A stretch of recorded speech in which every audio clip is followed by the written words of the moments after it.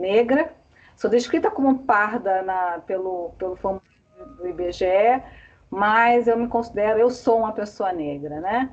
Eu tenho não sou, eu não tenho a colorificação, né, retinta, mas eu sou uma pessoa negra, de lábios grossos, tenho um nariz um bocadinho arrebitado, estou com cabelos presos, tenho óculos escuros, o meu fundo está embaçado, mas estou falando da sala de casa. Eu, juntamente com a professora Luana, eu faço parte do núcleo de iniciação científica, extensão e pesquisa da Universidade Unileia, que dentre as várias atribuições, que são muitas, a gente é responsável por organizar esses eventos, né, que dentre os quais está hoje o Dia Nacional, em comemoração ao Dia Nacional do Livro Didático. Eu tenho alguns recadinhos para passar para vocês. Sim, terá lista de presença e emissão de certificado. Nos momentos finais, eu vou lançar aqui no chat uma lista, um forms que vocês vão preencher. Tenham cuidado com o preenchimento desse documento, porque vai a emissão do certificado de vocês. Então, tenha atenção com preencher o nome direitinho, o nome do curso direitinho, tá bom? Para quem não conseguiu assinar, para quem não conseguiu ter acesso, né? Porque a internet ela pode oscilar, pode, de vez em quando o Teams dá algum problema.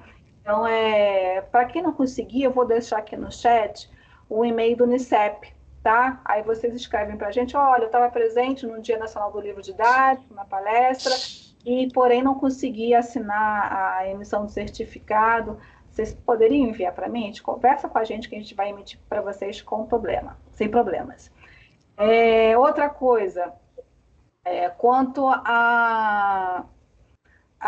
professora, eu queria ver de novo, eu achei tão interessante, eu queria ver de novo. Então, professora, minha internet caiu num momento crucial da palestra. Tem como passar novamente? Sim, essa palestra vai estar disponível no YouTube. Tá? Eu preciso de um certo tempo, que sou eu que sou responsável por colocar, subir no YouTube, na página Acontece na Unileia, mas vai estar lá sim, tá? Eu vou disponibilizar para o professor João e ele vai ficar responsável por repassar para vocês. Então, qualquer coisa, ou peça para o e-mail que eu vou colocar do Unicep, ou peça para o professor João. Professor João, qual é o link da palestra, qual é o link do YouTube da palestra que você ministrou no Dia Nacional do Livro Didático, que ele vai passar para vocês. No mais, desejo ao professor João uma excelente apresentação e professor João é com você. Tá bom, então. Muito obrigado, Tatiane. Primeiramente, né, agradeço a presença de todos vocês. Feliz Dia Nacional do Livro Didático. Também agradeço a presença da professora Tati, do professor Flávio, que nos cortejam aqui com a sua presença. E eu queria começar aqui com uma provocação. Eu queria saber se algum de vocês sabe quem é Miranda Gottschalk. Alguém conhece? Alguém conhece essa pessoa? Eu faço questão de digitar aqui para vocês. Miranda Gottschalk. Espera aí. Olhem aqui. Quem conhece? Alguém já ouviu falar dessa pessoa? Miranda Gottschalk? Já ouviu falar desse nome? Não? Ninguém? Ninguém? Professora Tati? Alguém? Gisele? Eu não. Então. Olha que coisa engraçada. Tá gravando? Hã? Não tá, Está gravando? gravando. Está gravando. Miranda Gottschalk, ela é uma personagem de ficção, mas uma pessoa possível no seu mundo ficcional. Ela é uma personagem que existe no universo de livros da série Harry Potter. E ela é citada muito rapidamente, muito brevemente. Qual é a relevância dela? A Miranda Gottschalk, ela foi uma pesquisadora bruxa que, em determinado momento, ela frequentou Hogwarts, ela foi professora de Hogwarts, e ela percebeu que os estudantes eles estavam tendo aulas com manuscritos de séculos de idade, com uma escrita muito puxada. Estavam estudando feitiços, poções, transmutação de séculos atrás, como seus antepassados. Então, essa personagem, o que ela faz? Ela pega e ela, guiada por todo um espírito pedagógico do século XX, ela começa a pegar aqueles papiros, aqueles manuscritos, e ela reordena aquilo de uma forma didática, hierárquica. Então, muito dos nomes dela, quando você, na série de Harry Potter, pega assim, material didático do Harry Potter, você vai encontrar o nome dela, como, por exemplo, é ela que lançou o livro Feitiços e Encantamentos. E ela assim como várias aulas. Então, é interessante que, até mesmo num mundo ficcional, você tem uma autora que, quando ela criou a ideia de um mundo, a ideia de um universo, ela trouxe o seguinte: bom, nós estamos numa escola, né? Uma escola com grupos, com turmas, com literalmente casas, fraternidades, esporte. Por que não? Não faz nenhum sentido não ter uma didática, não é? Não há um processo pedagógico. Mas como será que essas pessoas, esses alunos, aprendem quando a impressão que dá é que o Dumbledore parece que ele não tem muito critério na contratação de professores, como algumas pessoas diziam, né? Parece que cada ano ele contratava um professor de defesa contra as artes das trevas diferentes. Alguns diziam que o cargo era amaldiçoado, mas talvez os professores não tinham muita experiência. Mas é interessante que a J.K. Rowling, ela se preocupou com essa ideia de que o processo de ensino, o processo pedagógico, ela tem uma proposta. E se vocês observarem, muitos dos professores de Hogwarts, se nós olharmos pelos nossos critérios, daquilo que a gente fala sobre o fazer docente, o fazer pedagógico, muitos daqueles professores não são exatamente muito didáticos. Por exemplo, o Snape.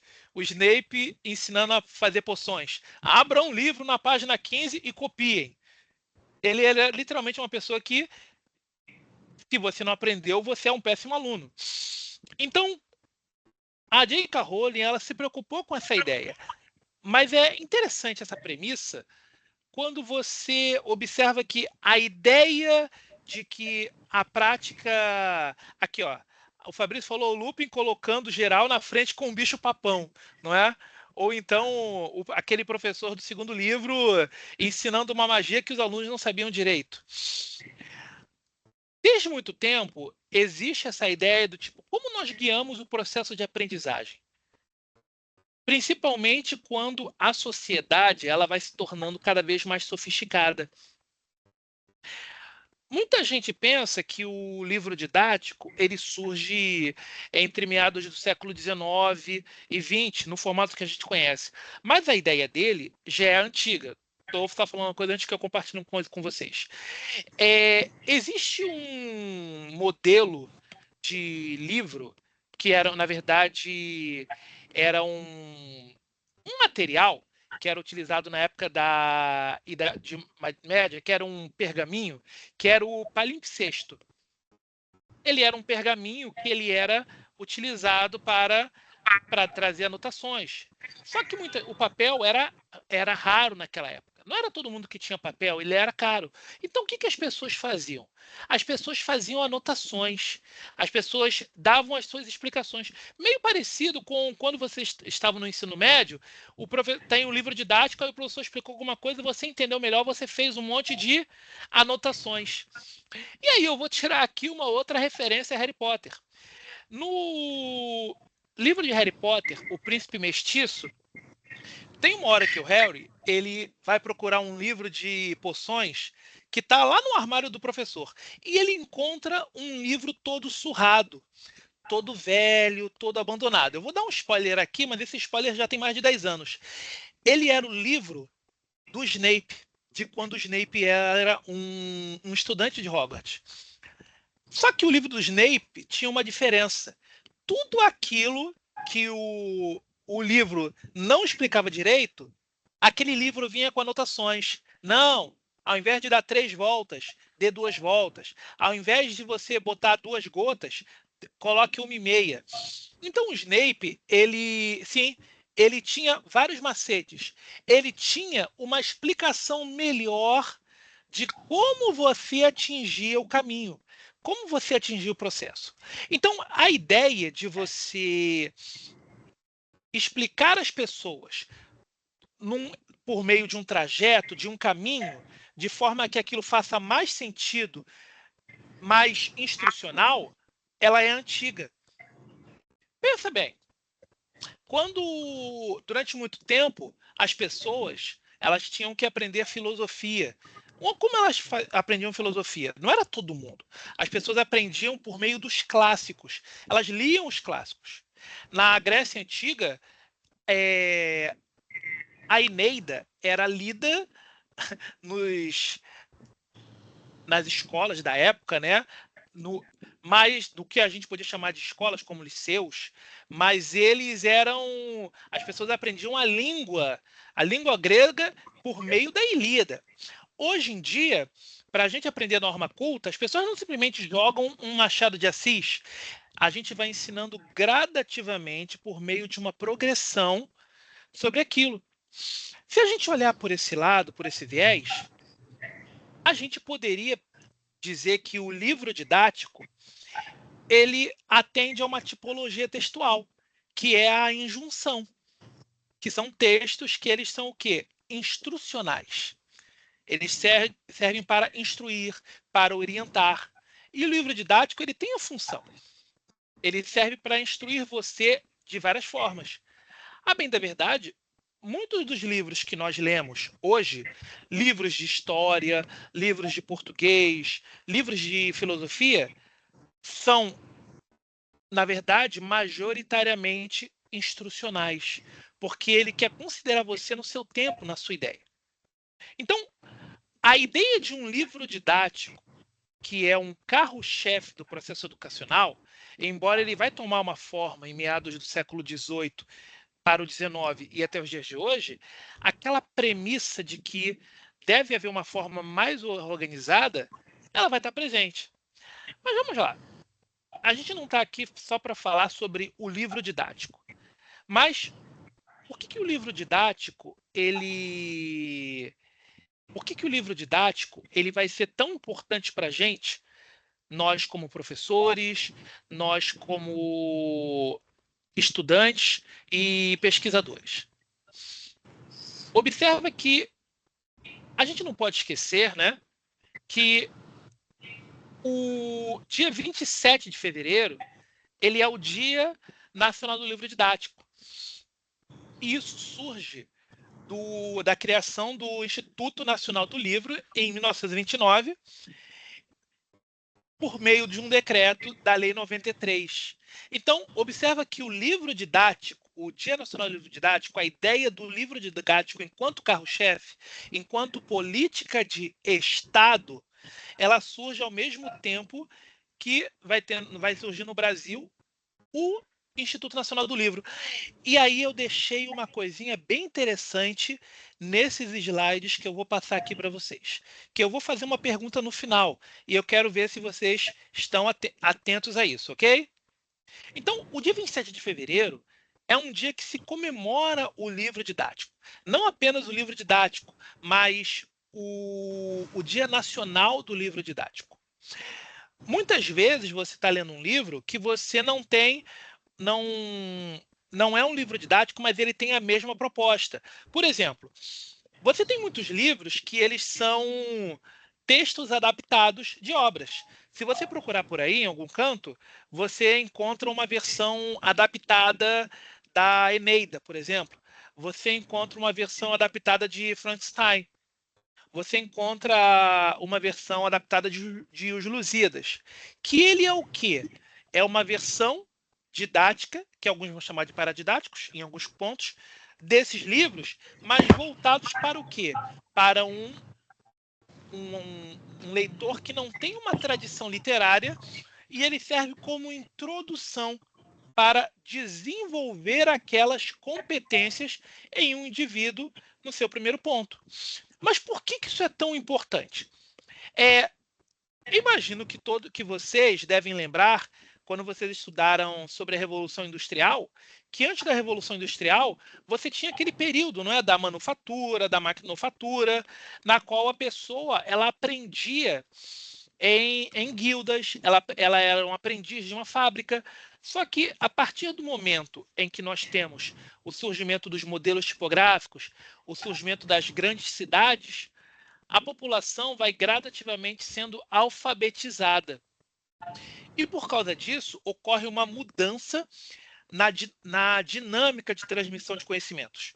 É claro que a população em geral, ela não frequenta a escola, mas a população em geral, gradativamente, vai fazer o quê? Ela vai começar a ter algum tipo de leitura por meio de livros, perdão, por meio de jornais, por meio de contos, por meio de narrativas curtas, até mesmo aquelas pessoas que tinham um pouco grau de alfabetização começavam a ler esse texto. Então, o livro ele passa de um elemento para deleite, um elemento para informação, para um elemento para instrução, e não apenas a instrução de uma elite intelectual, mas uma elite da população como um todo. Então, é interessante a gente observar que, nesse campo, o livro didático ele vai passar por um longo trajeto com o passar dos séculos até chegar nessa época. Por exemplo, você precisa compilar um conhecimento de uma forma acessível e que seja o quê? Organizada. Se nós pegarmos, por exemplo, os diálogos platônicos, que ele não se revire do túmulo, né? Por achar que eu estou falando uma heresia, mas os diálogos platônicos, eles têm esse, ou melhor, e também os próprios diálogos de Sócrates, eles têm esse nome porque ele é feito de forma dialógica, um diálogo entre duas ou mais pessoas, de forma que ele induz você a uma linha de pensamento. Na Idade Média, você vai ter o quê? Essa própria ideia de escritos nas universidades. Você tem a imprensa que torna o livro mais acessível. Você permite uma padronização desses livros. O século XIX ele vai trazer a ideia de uma educação pública. A gente tem que lembrar que no século XVIII, você vai ter as reformas pombalinas em Portugal. Você vai ter a padronização do conhecimento e da língua gradativamente, já que o livro impresso, ele também além da gramática, o livro impresso, ele padroniza uma escrita. Você vai ter o desenvolvimento dos sistemas educacionais nacionais. Então você observa que para alfabetizar uma população toda, você também precisa da padronização de um conhecimento contemporâneo. E isso, obviamente, evolui para a nossa sociedade, por exemplo, com o uso da tecnologia e com novas experiências.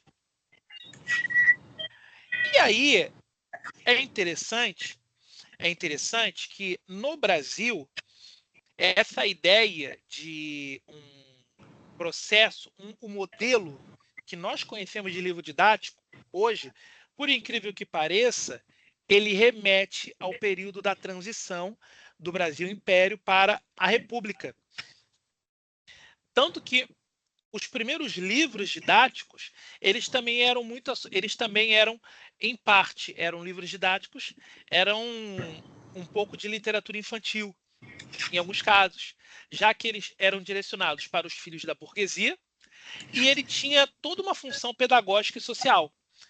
Você então vai ter toda uma literatura que ele procurava trazer os valores da pátria, ele procurava dar um exemplo de uma moral cristã, e ele tinha todo um teor didático. A gente tem que lembrar que no século XIX, você tem todo aquele elemento da modernização nacional, das utopias e principalmente da ideia de você legitimar uma sociedade cultural. Gente, eu às vezes falo muito. Se alguém quiser fazer uma pergunta, me interromper, fica à vontade, tá bom? Se alguém tiver alguma pergunta no chat também, tá, Tatiane, você me sinaliza? Por enquanto não tem não, mas pode deixar que eu sinalizo. Tudo bem. Outro detalhe é que na virada do século XIX para o XX, a gente tem exatamente a descoberta da criança. A gente, embora alguns pesquisadores anteriores, como Rousseau e Pestalozzi, já abordavam a ideia de uma criação, de um desenvolvimento psicossocial, nós vamos ter, por exemplo, Piaget, que vai trazer a ideia de um tempo, de um momento, de uma necessidade de formação específica. E pegando exatamente a métrica do romantismo, você tem a idade do desenvolvimento da criança. E o que isso se conecta com a literatura infantil? Quando nós observarmos muito da produção literária do século XIX, você tem toda uma produção literária que ela tem um certo grau didático voltado para, embora não seja a premissa inicial, mas ela acaba sendo direcionada para crianças no sentido de quê? De instrução. Como, por exemplo, os livros de Perrault, o Defoe, os irmãos Grimm. Observa que os contos dos irmãos Grimm, eles querem contar o quê? Numa visão romântica, descobrir a cultura alemã, mas descobrir no sentido de mostrar o que é a verdadeira cultura alemã. Já os livros do Júlio Verne, eles trazem toda aquela ideia não apenas da transformação tecnológica, mas ensinar no âmbito de descoberta, ficção científica e mostrar todo o avanço do ser humano. É, Opa, tem alguém com microfone ligado? Quem aqui, por exemplo, alguém aqui já teve quem aqui levanta a mão quem já leu Robinson Crusoe? Quem já leu esse livro?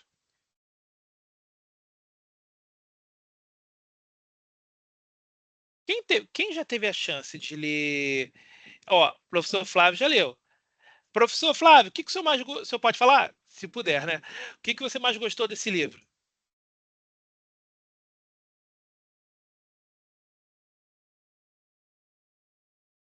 Acho que ele está mudo. Robinson Crusoe, ele é um livro que, no espírito romântico e também, em certa forma, com alguns elementos do realismo, ele serve para mostrar todo o potencial do ser humano. Então você observa que você tem um homem que vai naufragar, mas ele se basta. Ele sozinho se vira ele se vira numa ilha, ele consegue criar uma casa, ele se alimenta, ele caça, ele representa o ápice da civilização. É praticamente um livro positivista. Mas ele tem um viés didático, por quê? Porque ele vai ensinando coisas a serem feitas. Você observa que muitos livros de aventura do século XIX, ele também tem uma forma de instruir. Quando você lê, por exemplo, A Volta ao Mundo em 80 Dias, o livro ele tem um certo teor de revelar todas as conquistas do homem europeu, do homem branco europeu da época, e a sua expansão. Embora a proposta inicial, como a gente entende hoje, não seja um livro didático, esses livros eram a forma que a população da época tinha contato com essas informações. Opa, diga, professor Flávio, está aqui, pronto. Então, no Brasil, nós podemos até pensar uma certa trajetória. Opa, Professor, diga. o professor Fábio está escrevendo no chat, tá? Que ele está sem áudio, mas ele destaca aqui no livro do Robinson Crusoe, né? A aventura, o ser humano vencendo a natureza e a diversidade. Exatamente. Da mesma forma, então você vai não apenas aqui, ó, a Tati falou assim, uma alegoria da colonização, como por exemplo o Tarzan, como por exemplo o Alan Quatermain. Você observa que vários livros eram livros de aventura. Até puxando esse assunto, existiu durante o século XX uma coisa que a gente chama de literatura colonial. Nas colônias portuguesas, como exemplo, você tinha muita literatura que era produzida por escritores portugueses que eram colonos nas colônias portuguesas, e eles vão contar várias histórias de aventura. E qual é a função dessas obras?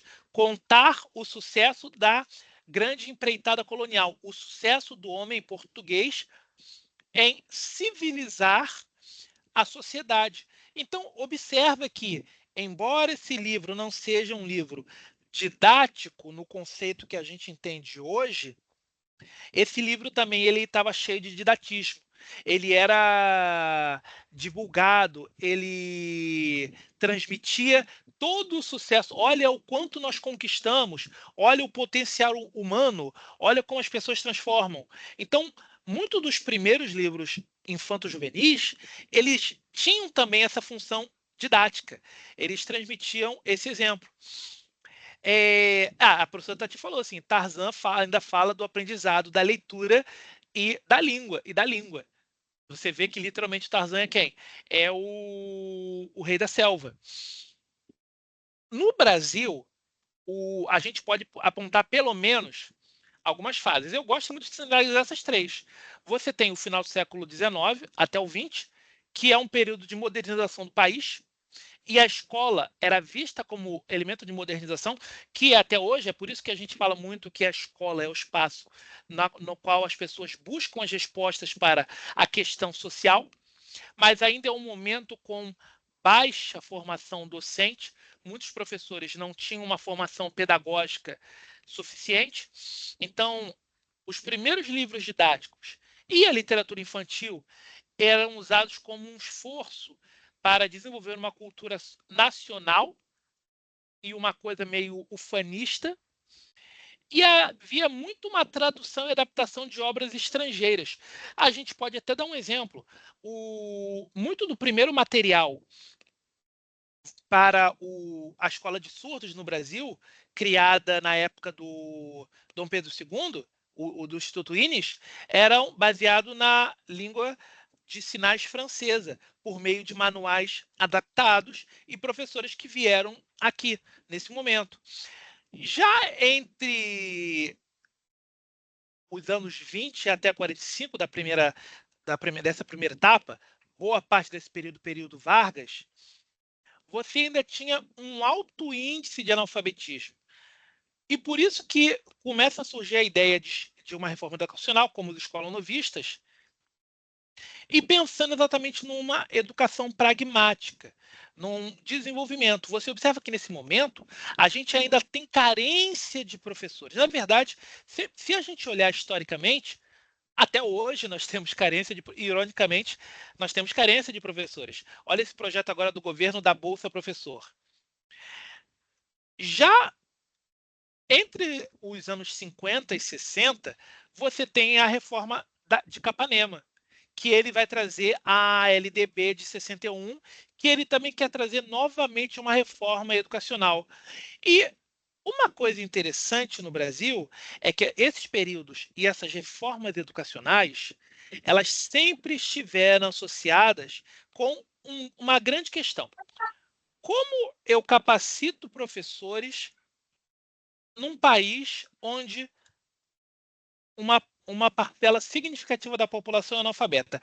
Afinal, se a maior parte da população é analfabeta, significa que eu também tenho uma baixa quantidade de professores. Uma coisa está diretamente conectada à outra. Se eu tenho poucos professores, eu tenho um maior índice de analfabetismos. É claro que você vai ter muita gente letrada, mas você precisa de docente nesse ponto. O Danilo falou assim, esse incentivo do governo é uma boa, mas só serve para quem está se formando na pública. Isso está em discussão, a propósito, né? Mas quando é que começa? Quando é que eu posso puxar isso para um primeiro momento? Quando é que eu posso dizer o seguinte, olha, no Brasil, aqui é o nosso primeiro momento em que há um incentivo para uma criação, com a chegada da família portuguesa. Porque quando a família imperial chega no Brasil, eles trazem a imprensa régia. E aí, ou seja, eles imprimem livros no Brasil. Inclusive, para quem aqui está fazendo a disciplina da professora Tati, do professor Flávio, de literatura portuguesa, perdão, portuguesa não, brasileira. você vai ver que muitos dos primeiros livros do Brasil não foram impressos aqui, vão ser impressos em Portugal e trazidos para cá. Então, tanto que o primeiro livro didático do Brasil era Leitura para Meninos, do José Saturnino. Esse nosso amigo aqui, que está aqui na foto. E observa que esse é um livro que ele padronizou o quê? Um ensino nas escolas. Esse livro, ele trazia um pouco de moral cívica, trazia um pouco de geografia, história. Embora ele fosse uma iniciativa inicial, ele já era uma ideia de você atingir um grupo majoritário, embora você não tivesse ainda uma escola para todos, mas era também uma forma de você formar uma elite colonial. Já em 27 do século XIX, você tem toda uma legislação que vai tentar fazer o quê? A escola das primeiras letras. E essa escola das primeiras letras, ela dizem, se por um lado a imprensa régia ela traz manuais, por outro lado ela importa e traduz. Mas nesse momento, ainda muita educação, ela ainda tinha toda uma tradução religiosa. E a igreja, ela produzia muito material didático. Muito do intelectual tradicional, que inclusive o Paulo Freire vai falar sobre o Paulo Freire, relendo Gramsci, vai falar sobre o intelectual tradicional, ele está se referindo aos padres, que produziam, que escreviam e desenvolviam muito material didático. Mas, como o Marquês de Pombal expulsou os jesuítas do Brasil, isso afetou a própria produção didática. Nesse primeiro momento, em que a imprensa régia começou a produzir vários livros, você vai ter certos autores que eles vão realizar algumas experiências iniciais ao longo do século XIX, como, por exemplo, e nesse momento há toda uma preocupação com o quê?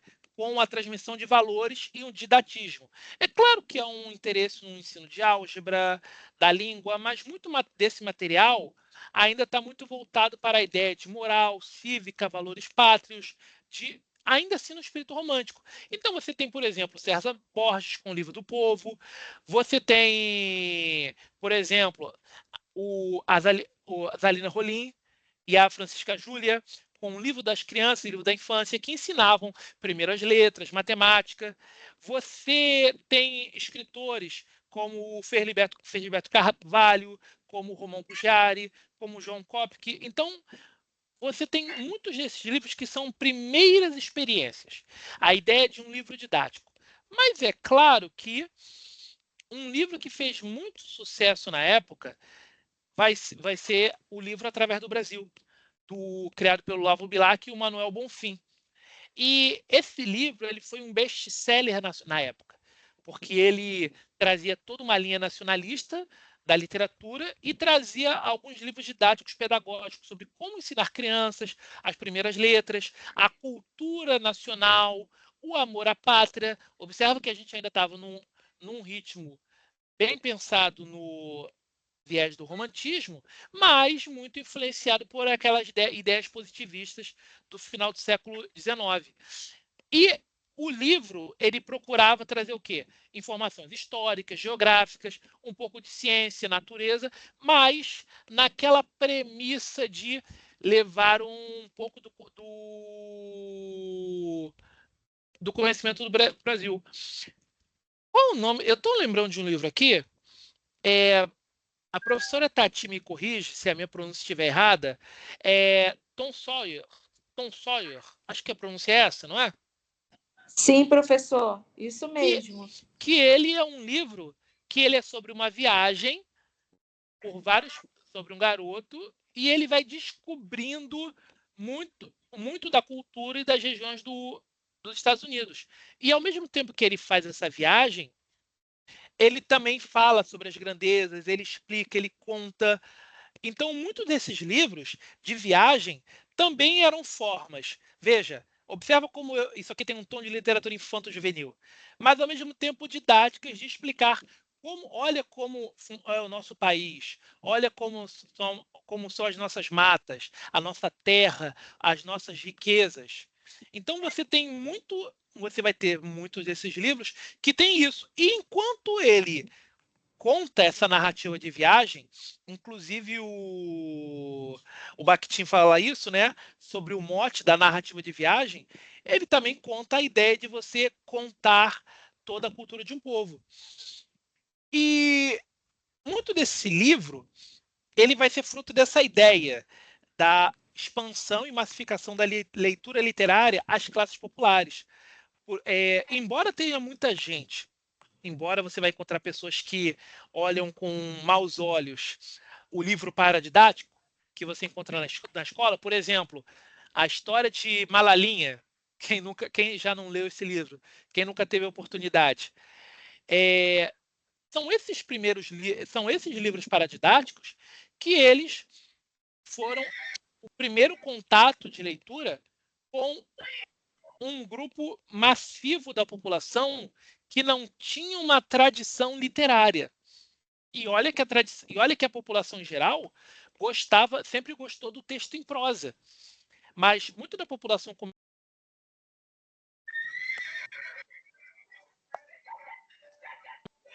Opa, alguém me deixou mudo.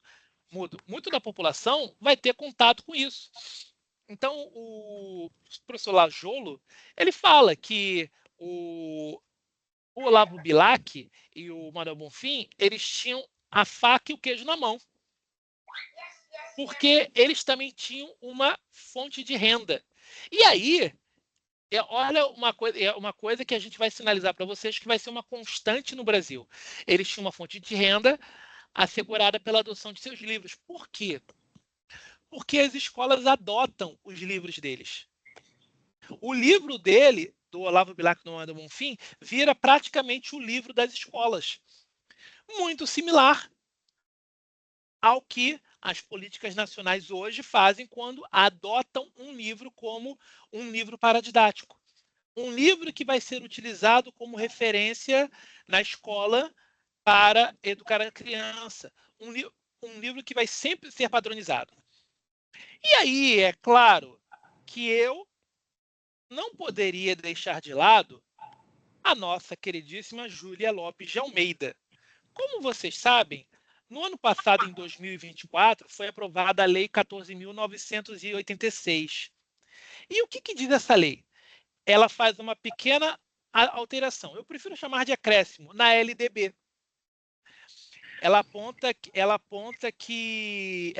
vai apontar que a educação ela também tem que abordar a história, a cultura e todo o conteúdo didático, acrescentando também um viés da visão das mulheres e do protagonismo feminino.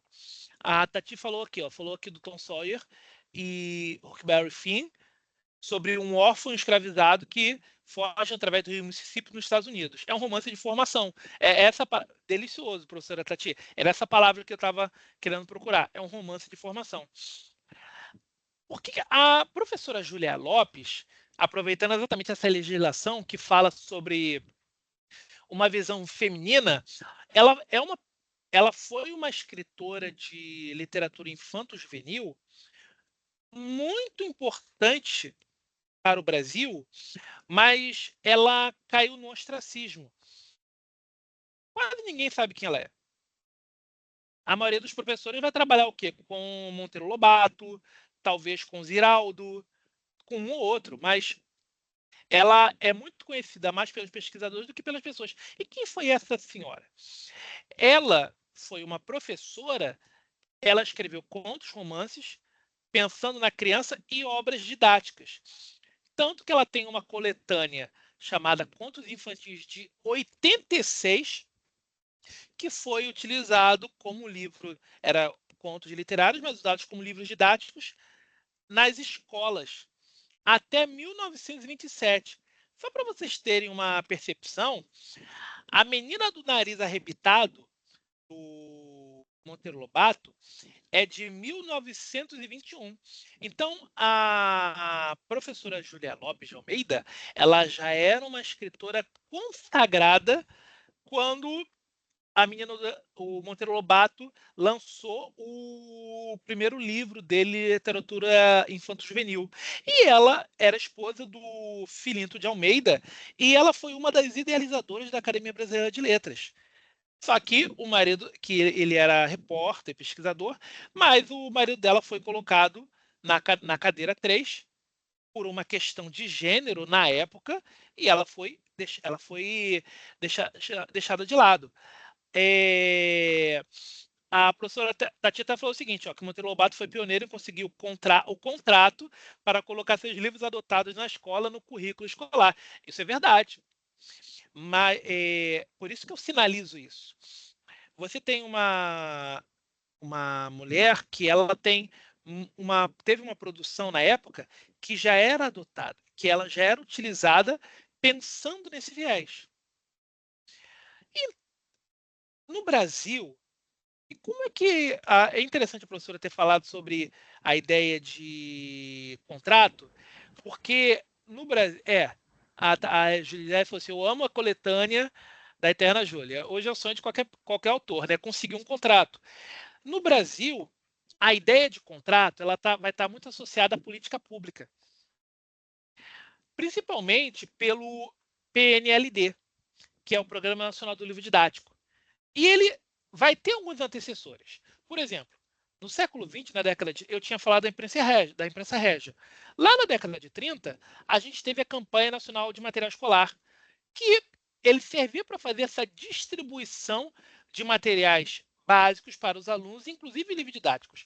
Veja que década de 30, período Vargas, aquela ideia de um novo Brasil, de um Estado nacional, de a educação como uma política pública. Já em 37, você tem a criação a legislação do INL, mas só vai ser aplicado de fato em 1939, que ele vai regulamentar os livros, inclusive o livro didático. Já em 38, você tem a Comissão Nacional do Livro Didático, a CNLD, que vai estipular o quê? Políticas, pensando na produção e circulação, ou seja, o que é um livro didático? O que vai definir um livro didático? Qual vai ser as suas propostas?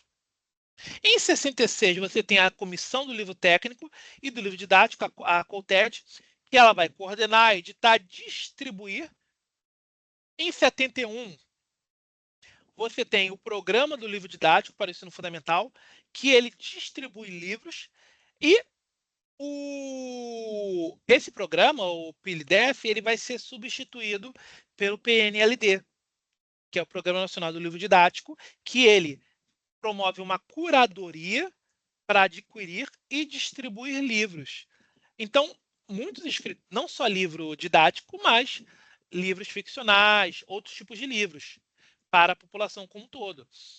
A LDB, em 96, além de trazer a Lei de Diretrizes e Bases, ela também aborda a importância do livro didático como um recurso pedagógico. Em 97, a gente vai ter o quê? O Programa Nacional Biblioteca da Escola, que ele vai desenvolver projetos para expandir o acervo escolar. E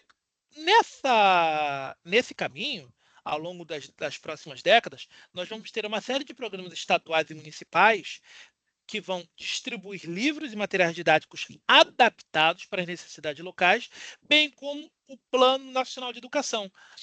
Então, vocês observam que no final do século XIX e no decorrer do século XX, nós temos no Brasil a ideia de um livro didático como um carro-chefe. Porque o Brasil ele sempre teve muitas dificuldades educacionais. Ele sempre teve muito mais necessidade do que pessoas para supri-las. Então, você teve carência de professores. Até hoje você tem carência de professores.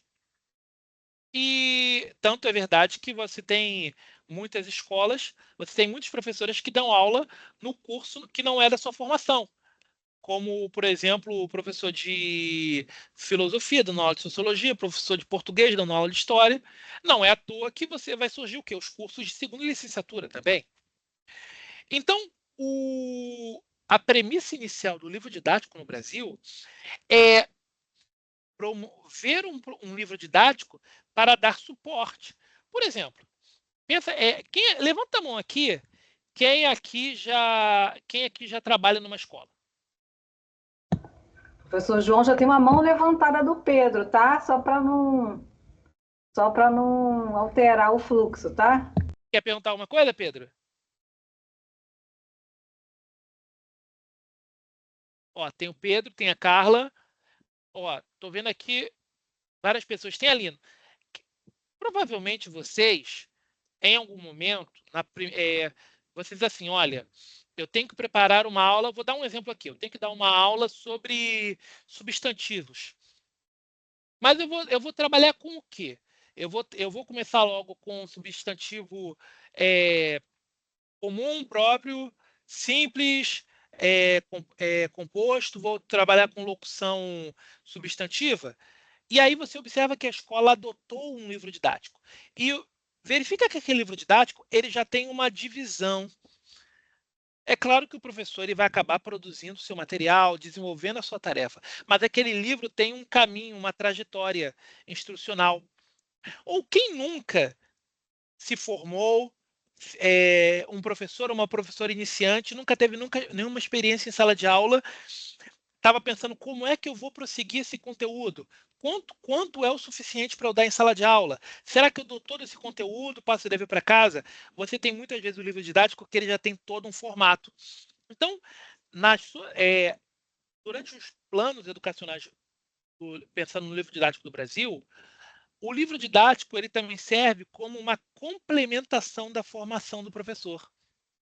Aquilo que muitas vezes não ficava muito claro para o licenciando e agora licenciado, sobre tipo assim, olha, eu estudei uma sintaxe, eu estudei, fiquei estudando períodos literários, fiquei estudando nomes, obras, mas como é que eu aplico isso em sala de aula? Daí que entra o livro didático. Porque o livro didático ele também é planejado para trazer o quê? Uma instrução. Ele é planejado para que você aplique esse conteúdo de uma forma didática. É claro que professores com mais experiência acabam pegando esse livro e acrescentam sua própria didática, seu fazer docente. Mas o livro didático, ele tem essa proposta. Ele auxilia, ele procura também pensar o seguinte: como é o aluno que vai receber esse conteúdo? Qual é a melhor forma de seguir isso passo a passo? Seguir um caminho, seguir uma hierarquia. E só para a gente recapitular aqui, a gente vai ter no Brasil o período colonial, nós vamos ter o período colonial, em que você tem uma educação muito limitada, em que os atores eram a Igreja Católica, a elite colonial, e você tinha muito material importado. O período da imprensa régia, que você começa a ter produção de livros locais, e que, se a gente pode chamar um ator, é a própria imprensa régia, e você tem esses primeiros livros no Brasil. A Primeira República, que você tem a expansão da produção de livros didáticos, o surgimento da Companhia Editora Nacional e das primeiras políticas educacionais da época, promovendo mais livros didáticos. Os anos 30, em que você tem as reformas educacionais, os Ministérios da Educação e de Saúde Pública, o governo brasileiro tomando esse protagonismo e uma certa regulamentação. A década de 60, com a LDB de 61, em que o Estado, observa que daqui por diante o Estado ele vai ser um protagonista dessa premissa e ele vai ter um papel ativo, e uma série de transformações em PNLD. Então você observa que gradativamente essa premissa de um Estado nacional que vai tomando essa ideia, ele vai seguindo gradativamente. E aí, antes da gente continuar, deixa eu perguntar uma coisa para vocês. Quem aqui já leu o livro O Ateneu?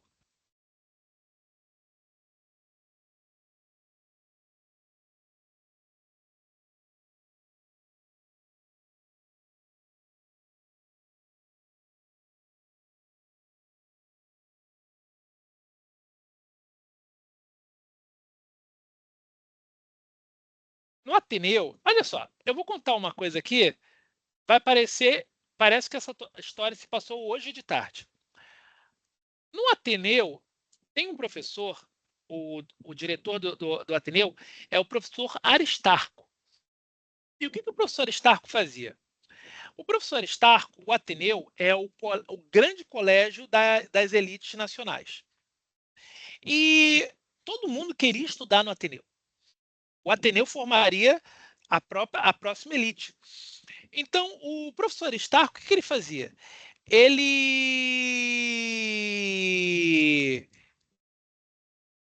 Ele contratava vários professores que iam produzir o material didático do Ateneu. Ou seja, os conteudistas da época. O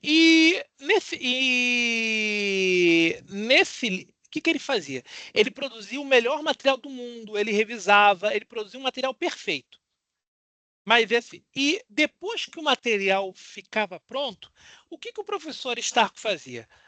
Ele tanto utilizava esse material no Ateneu, mas ele também pegava esse material didático e ele vendia para o Brasil.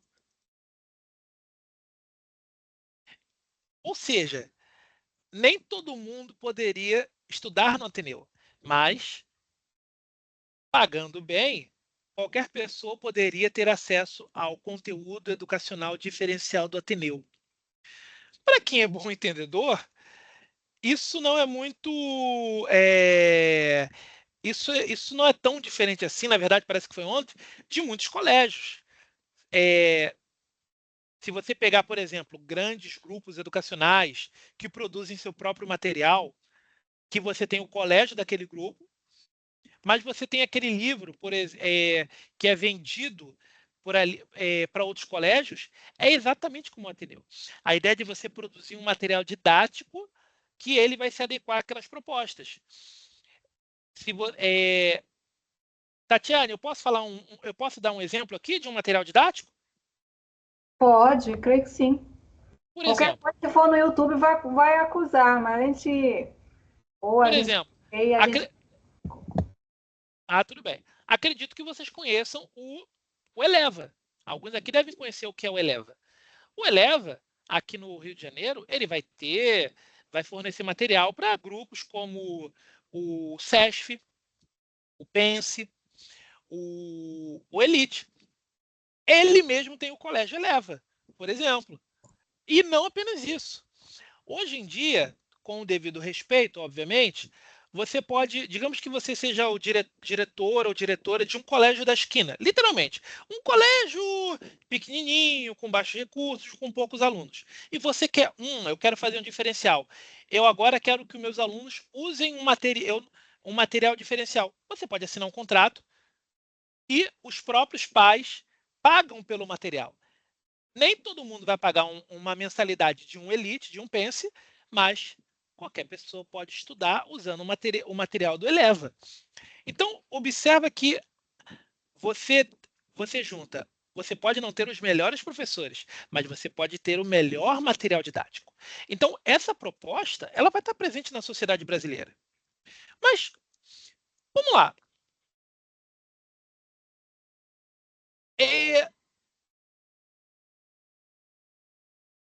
Esse material ele vai sofrendo transformações com o passar do tempo. Hoje em dia, o material ele não pode ser um material cru. Ele não pode ser um material que ele vai sendo colocado. Alguns aqui, que obviamente denunciam a idade se falar que lembram, devem ter estudado com livros em que você tinha livros na escola enormes, em que tinha texto, texto, texto, texto, texto, texto, e mais texto, e mais texto.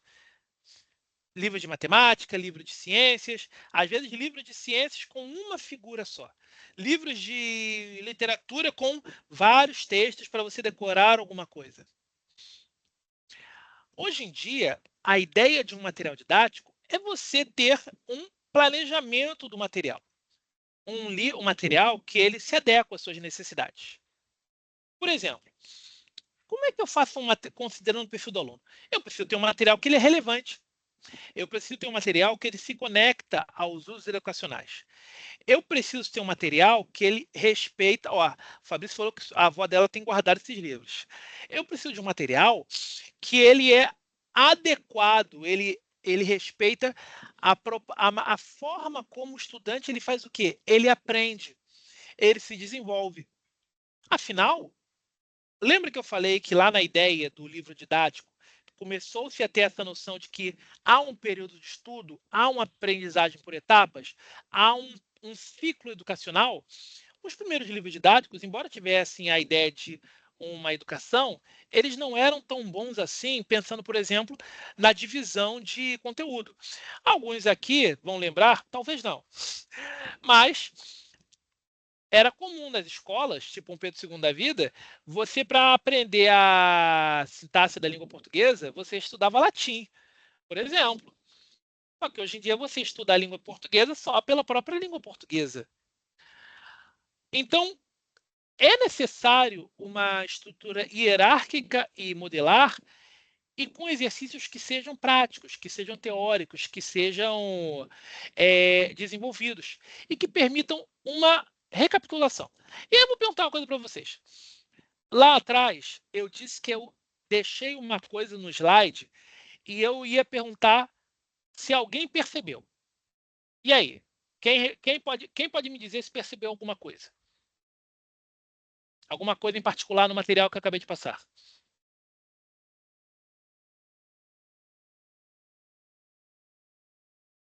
Ninguém?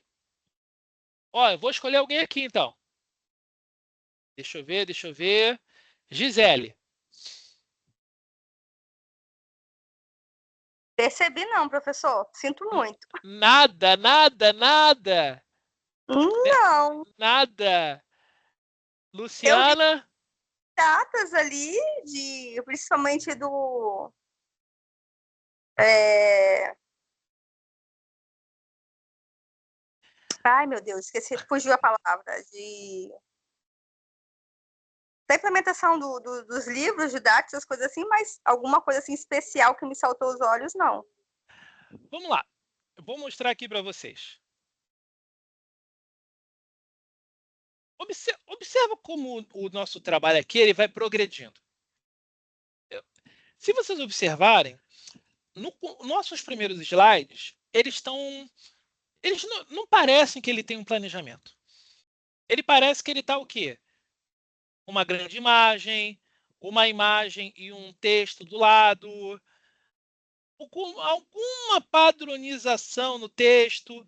E aí, de repente, olha só como esse slide ele é branco aqui, e aqui tem uma coisa meio alaranjado, meio marrom. Tipo assim, parece que o professor saiu jogando de qualquer maneira, ele achou que ia ficar bom, ele achou que ia ficar uma coisa meio organizada. Você observa que o material, os slides no começo, conforme o texto vai progredindo, eles vão ficando mais o quê? Ó, esse aqui, embora não tenha muitas imagens, ele é mais limpo do que esse. Da mesma forma, esse outro slide aqui, ele já tem menos texto e ele já tem o quê? Um recurso visual, ele já tem algum trabalho. Esse outro recurso aqui, ele já tem uma ideia de ser chamativo. Ele já faz uma organização o quê? Em tópicos, para que você não perca muito tempo preso à ideia. Opa, aqui está escrito, agora eu tenho que recompor aquilo. Aqui eu já começo a usar imagens, eu já sinalizo a ideia do livro didático. Aqui eu já faço uma divisão. Aqui eu recapitulo em tópicos. Aqui eu faço um reordenamento. E aqui, observe, eu faço uma divisão. Se vocês observam, o que eu quis mostrar para vocês é que no decorrer dos nossos slides, vocês vão observar que os slides eles vão sofrendo uma melhora na qualidade visual deles. Os primeiros slides, eles têm a informação, mas eles são pouco trabalhados. Eles são meio que um pouco jogados. Já os slides seguintes, eles começam a estruturar a informação. Eles são planejados pensando o seguinte: como o indivíduo enxerga alguma coisa. Opa, diga, Pedro, pode falar. Você está mudo, Pedro.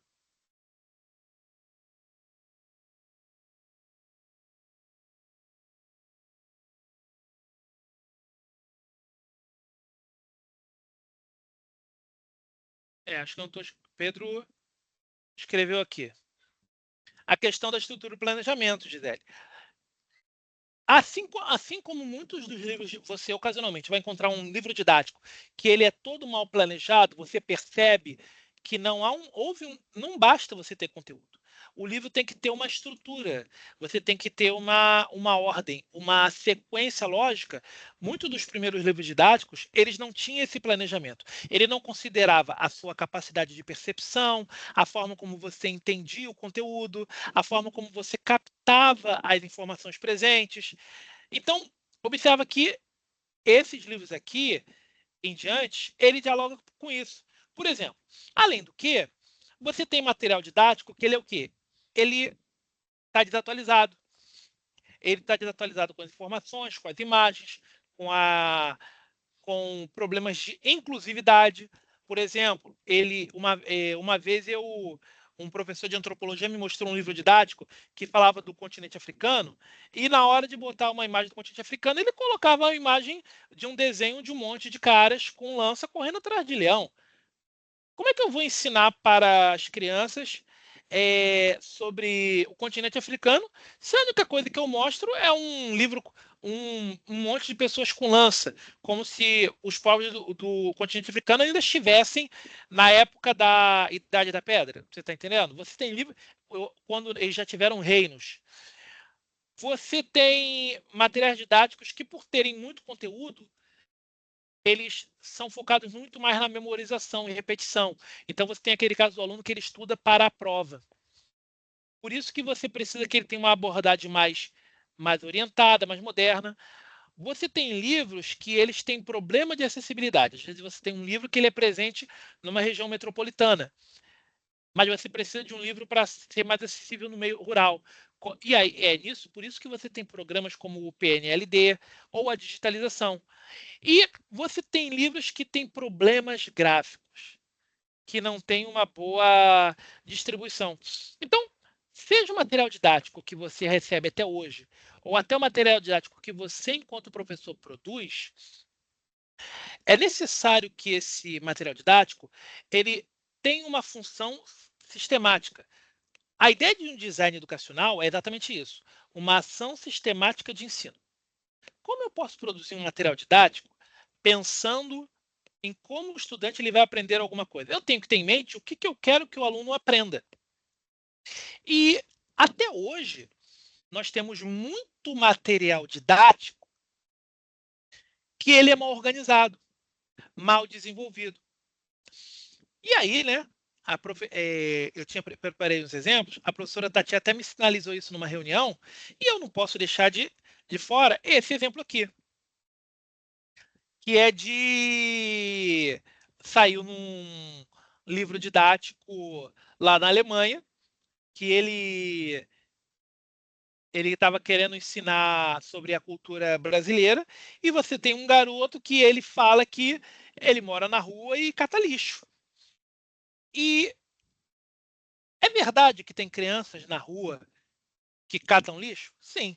É verdade que tem crianças na linha da pobreza no Brasil? Sim, isso não é uma mentira. Mas qual é o problema desse livro didático? O problema é que isso é ensinado nas escolas. Isso é transmitido num espaço no qual você discute o saber, no qual você quer formar pessoas. E lembra, o livro didático ele é da tipologia injuntiva. Então, quando você ensina isso na escola, o que é diferente de você contar isso numa matéria de jornal, que também já teria problemas, você já está criando toda uma geração instruindo para isso. É o mesmo exemplo, é que eu não estou aqui comigo, mas eu tenho um livro que o consulado, a embaixada japonesa no Brasil, para ensinar, para japoneses que iam visitar o Brasil, ela colocou um livro, e esse livro falava sobre a cultura brasileira. E em alguns pontos ele tinha uma coisa muito estereotipada, da mulata, do samba, e era muito disso da cultura. Então você observa que existe uma questão preconceituosa quando você, num livro didático, você instrui. A professora Tati, ela colocou aqui no chat o livro, recomendo para vocês. Isso é um livro didático.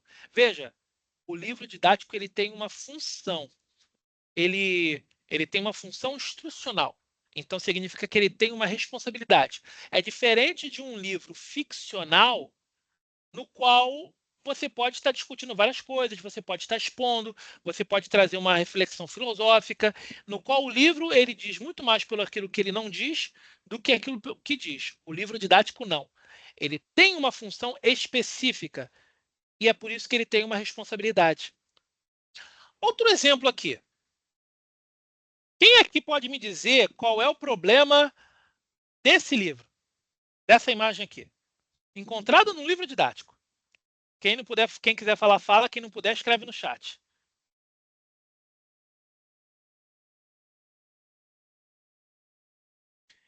Aqui, o professor Flávio fala, ninguém percebeu? Mostrou que os brancos estão felizes e os negros não. Gente, que absurdo. Exatamente. Concordo com a colega. Observe que nós, seres humanos, nós somos muito visuais. É por isso que muito do material didático atual, ele procura ter uma divisão com imagens. Quando vocês, por exemplo, vocês assistem a aula da Unileia, quando vocês estão fazendo a disciplina de competências para o ensino superior do professor Flávio, você vai ver que há vídeos, há recursos instrucionais, há sempre um saiba mais, há sempre um tire sua dúvida, porque são recursos visuais para permitir que o texto progrida. Então a gente aprende muito por imagens. Embora eu não esteja dizendo, embora algumas pessoas possam falar, mas não está xingando ninguém, não está menosprezando, mas você observa que ele coloca essa imagem. E vamos dizer, possibilidade, que a pessoa que fez essa imagem, ela não tinha uma intenção de perpetuar um elemento racista na imagem. Vamos só por um momento. Não significa que ele não perpetua uma ideia, ou seja, brancos estão felizes, pretos são infelizes. Ele perpetua essa ideia. Ele cria essa ideia quando ele retransmite isso. Como disse a professora Tati, escreveu aqui, os lugares de presença saber ou o livro didático está nesse local. E lembra, diferente do livro ficcional, o Humberto Eco fala sobre o jogo ficcional. É que você entra no jogo. Só que o livro didático não. Ele tem uma intenção. Claro que alguns podem dizer que, mas será que não há uma intenção em Dom Casmurro? Será que não há uma intenção em alguns livros do Monteiro Lobato? Será que não há uma intenção, mesmo que implícita, em um José de Alencar da vida? Sim, mas o livro didático, ele tem, além de uma intenção, ele tem uma responsabilidade, porque ele é ainda mais associado ao Estado brasileiro. Olha essa outra imagem aqui. Essa imagem aqui é um outro exemplo disso. Olha essa aqui.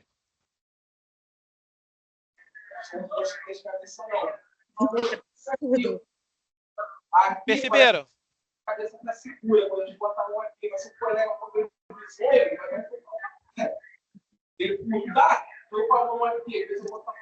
É um outro exemplo. Absurdo, professor.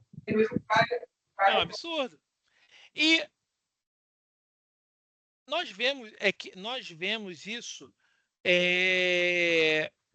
com muito mais frequência do que a gente imagina. Porque ele traz todo um elemento, ele traz todo um elemento visual, ele traz todo um elemento visual. E além do que, você observa que ele vai construindo essas estruturas. Então, o livro didático, ele também exige uma curadoria. Ele exige toda uma percepção de... não, a professora Tati, você falou exatamente uma coisa que eu tinha em mente. Existe a questão do gênero também. Por que ele só mostra, por exemplo, a mulher como professora, como diretora? Por que não colocou, por exemplo, uma mulher como advogada, por exemplo? Por que ele não colocou em outro cargo? Então, ele perpetua isso. Daí que vem a grande questão. O livro didático, ele tem uma responsabilidade, ele é fruto de um agir, de uma ação, exatamente, professora, mas ele é fruto de uma intenção, como diria a vontade do agir, ou como diria o Bartô, sobre a ideia de um discurso naturalista. Por isso que, ao mesmo tempo que o livro didático ele é tão importante na nossa sociedade e ele passou por toda uma série de transformações, ele também tem uma responsabilidade. Todos nós, em algum momento,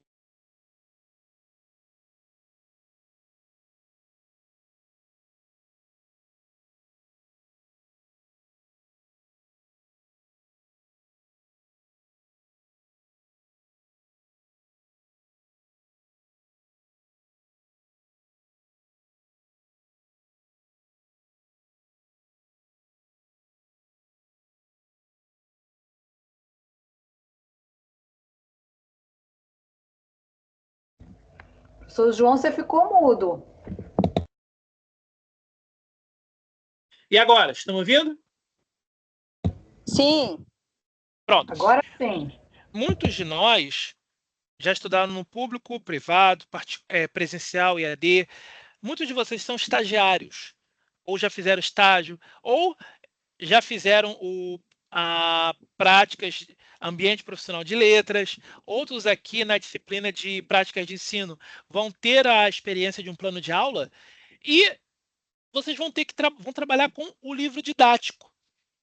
O livro didático, ele não apenas é importante na livro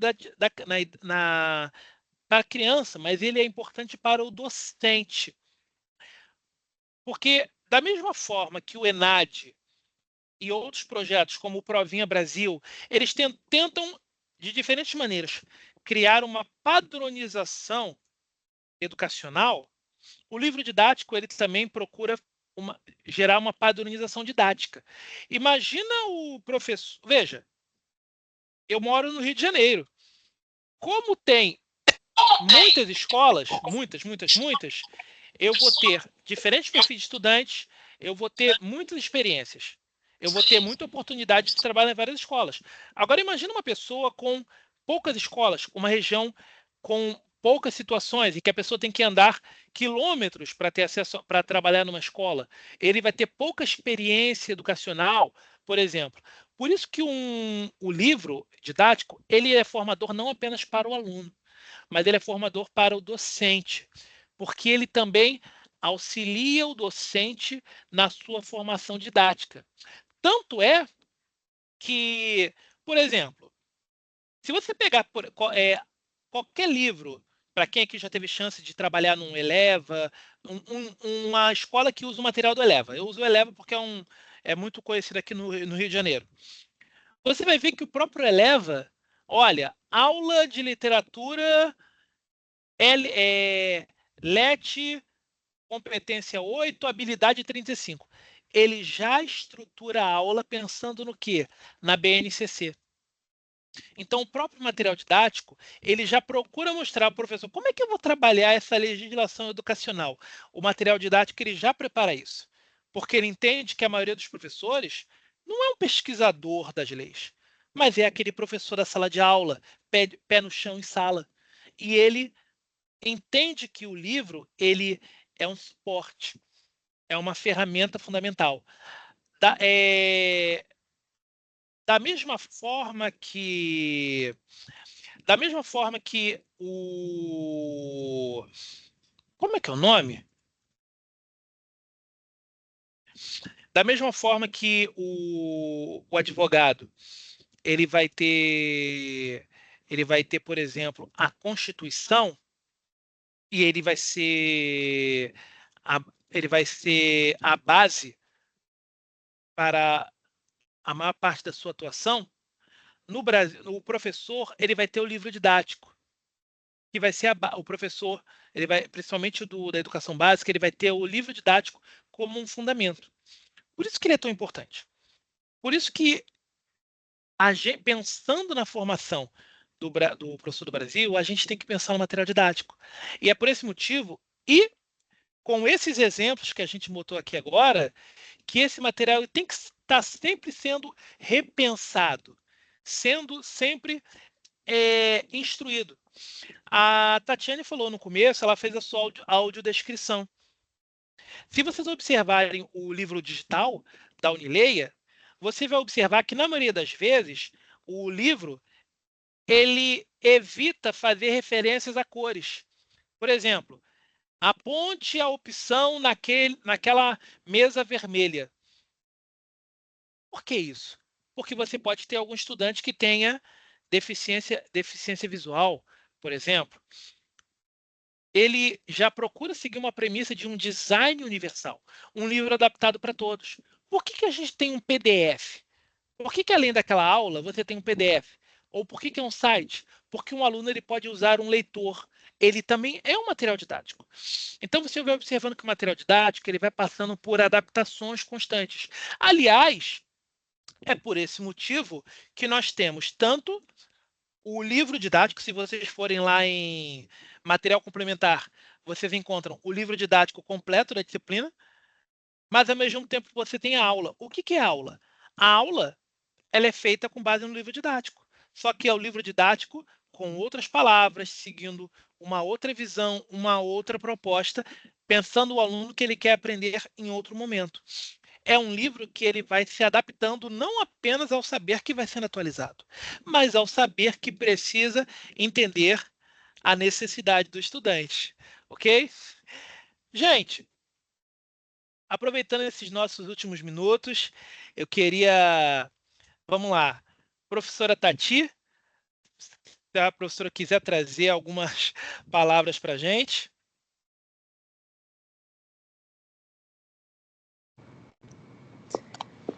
Professor, só agradecer. Aprendi muito nesse encontro de hoje. Achei um panorama riquíssimo. Organizou uma série de informações sobre esse percurso do livro didático aqui na nossa educação. Achei excelente mesmo. E muito interessante essa associação que o senhor trouxe da literatura infantil com o livro didático, né? Porque a nossa literatura infantil ela é um braço da literatura que tem uma fronteira muito forte com a pedagogia.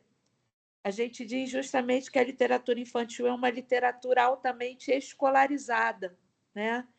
Ela tem a escola como seu locus principal de recepção, principalmente no caso de alunos que não têm famílias leitoras, né? Então, o lugar da recepção de literatura infantil vai ser na escola, e é justamente por essa fronteira tão próxima com a pedagogia que a literatura infantil flerta com tanta frequência com o conteúdo paradidático, né?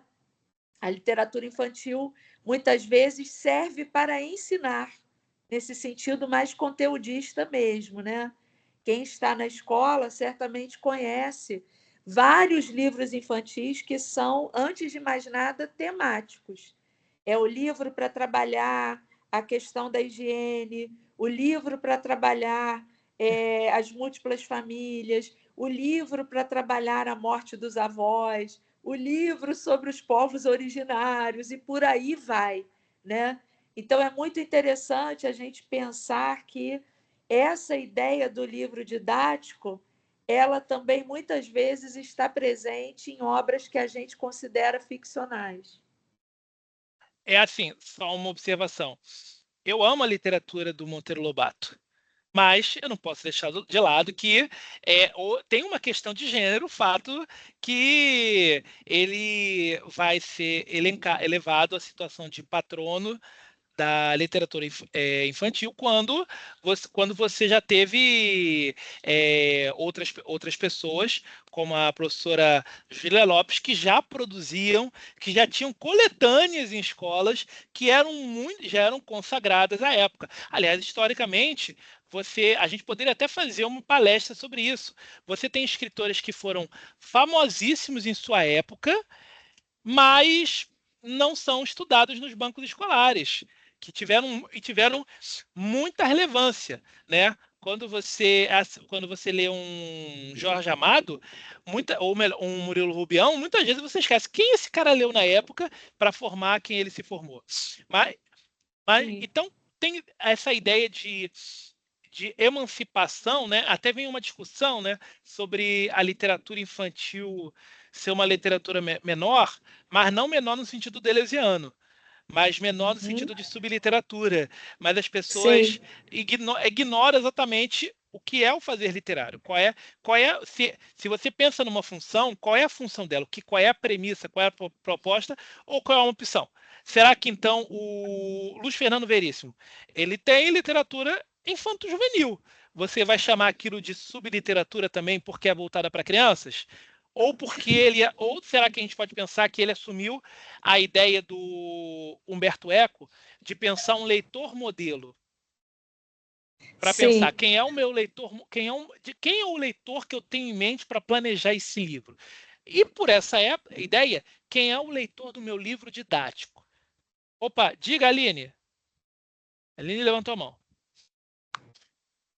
Tá mudo. Boa noite. Professora, eu tenho uma dúvida. Hoje eu sou iniciante no curso de pedagogia, né? Mas eu tenho uma primeira graduação, voltada para a área de comunicação social e me especializei na área de designer gráfico. Hoje, atualmente, eu trabalho numa escola municipal, né? Sou funcionária pública. Em 2021, eu fiz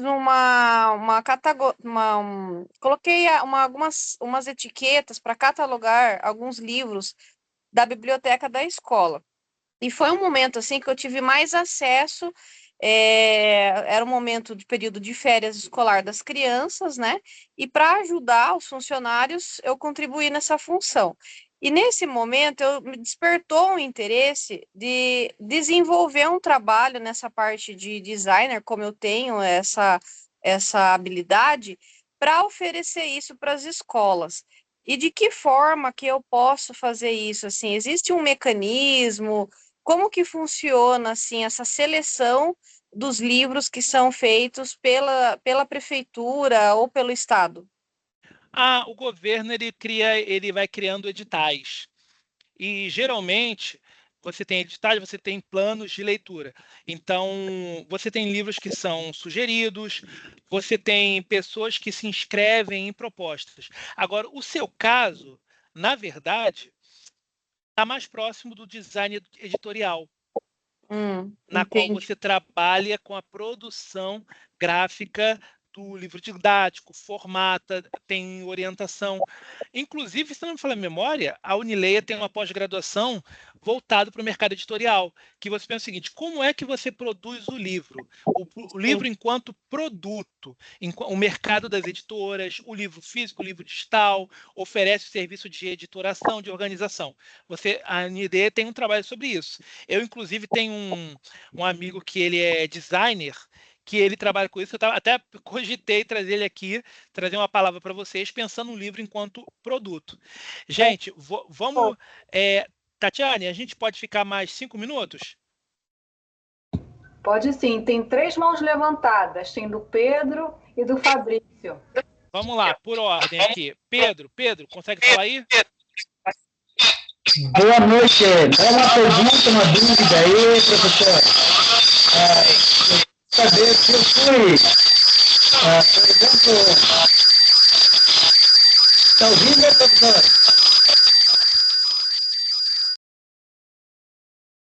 Pedro está com uma microfonia absurda.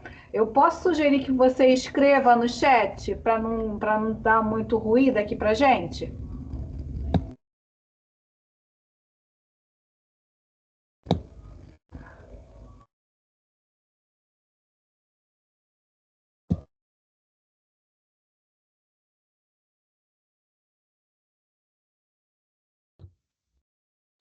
Tá me ouvindo?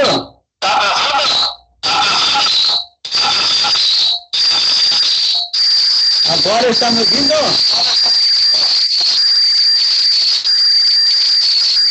Sim?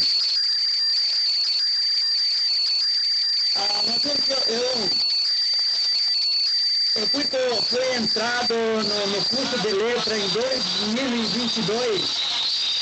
Quantos anos de curso para a gente terminar o curso, professora?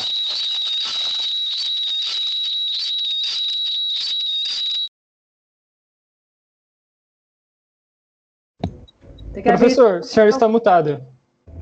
Tem que habilitar seu microfone. Me manda uma mensagem. Você dura 3 anos, mas me manda uma mensagem pelo WhatsApp. Eu estou lá no curso do grupo de letras. E aí eu te dou melhor todas essas informações, tudo bem? Fabrício? Assim, primeiramente, gostaria de agradecer, foi excelente, né?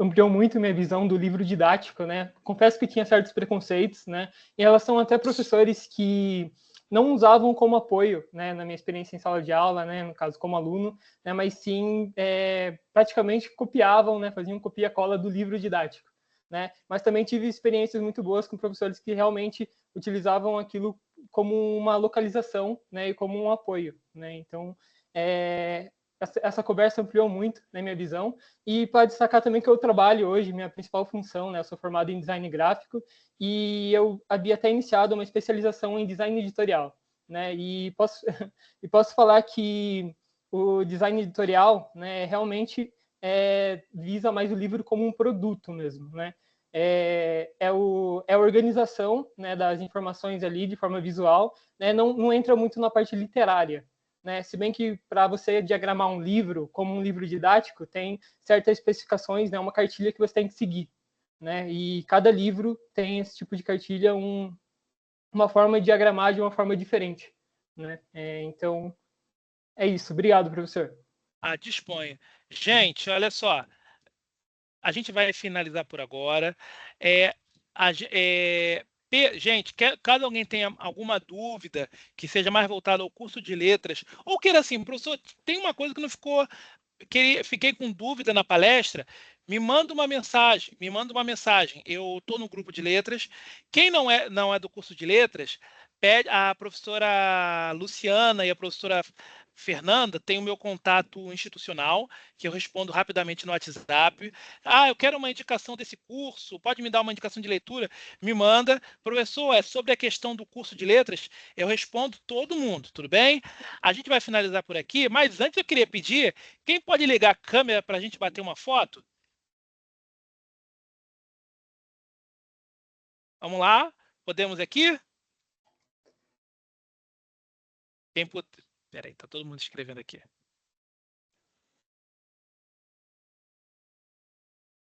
Opa! Vamos lá. 1, 2... Mais gente? Mais alguém, gente? Deixa eu ver aqui, falta mais alguém. Então, vamos bater essa foto aqui. 1, 2, 3 e... Opa! E já!